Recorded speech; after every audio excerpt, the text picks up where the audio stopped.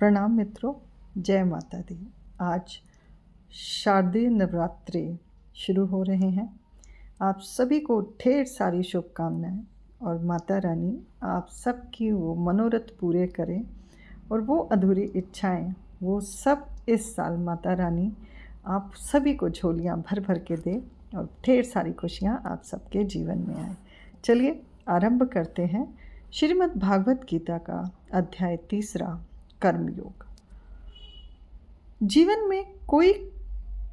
जीवन में हर कोई कर्म करता है, लेकिन प्रश्न यह है कि क्या हम कर्म बंधन में फंसने के लिए करते हैं या आत्मा की मुक्ति के लिए।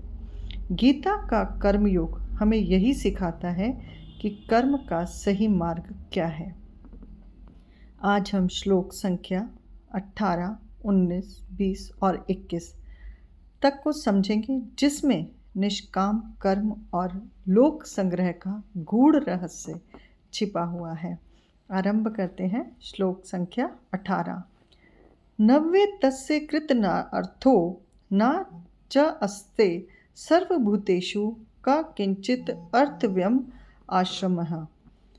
अर्थात सच्चा योगी आत्मा में संतुष्ट है, उसे कर्म करने या ना करने से कोई स्वार्थ सिद्धि नहीं होती, वह दूसरों पर निर्भर नहीं रहता।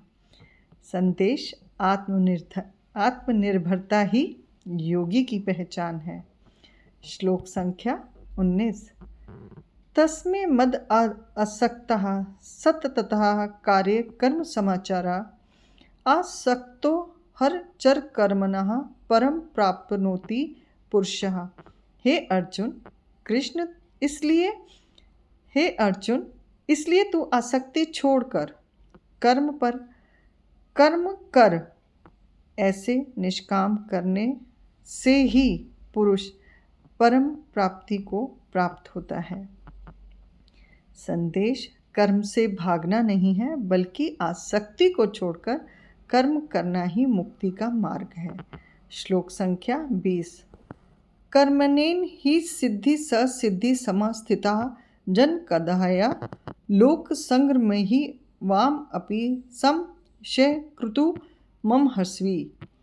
अर्थात राजा जनक जैसे महापुरुषों ने कर्म करके ही सिद्धि पाई। श्रेष्ठ पुरुष जो करता है, समाज उसका अनुसरण करता है।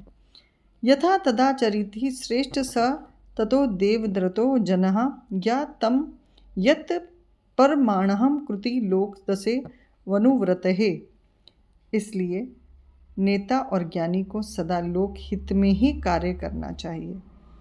जिस प्रकार से यहाँ बताया गया कि राजा जनक ने किस प्रकार से अपनी प्रजा के लिए जो भी कार्य किए, उसी तरह से एक राजा को भी वही कार्य करना चाहिए। गीता का ये संदेश हमें याद दिलाता है कि सच्चा योगी वही है जो आत्मा से संतुष्ट, निष्काम कर्मी और लोक हितकारी हो। कर्म से भागना नहीं है, कर्म में डूबना नहीं है, लेकिन स्वार्थ और फल की आसक्ति के बिना। जब हम ऐसा करते हैं तो न केवल कर्म आत्मा का कल्याण होता है, बल्कि समाज भी प्रकाशमान होता है। यही कर्म का असली मार्ग है। जय श्री कृष्ण।